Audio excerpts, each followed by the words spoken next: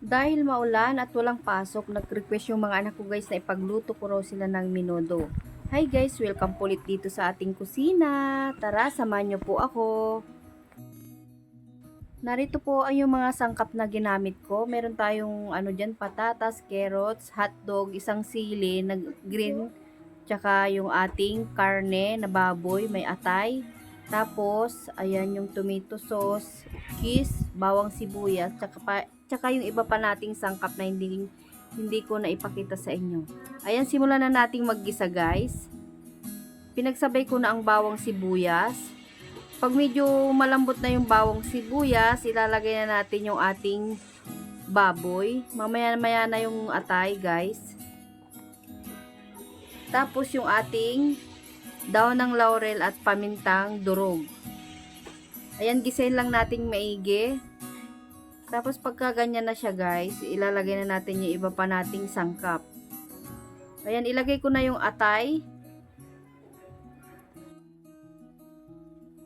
Hindi ko sinabay yung atay sa paggisa guys kasi madali lang yung maluto. Pag na-overcook, titigas siya. Naglagay tayo ng tomato sauce. Balik half cup ng tomato sauce lang. Tapos ayan, naglagay ako ng cubes. Tapos yung patis. Naglagay tayo ng patis. Tansya-tansya na lang po yung paglalagay natin ng mga pampalasa.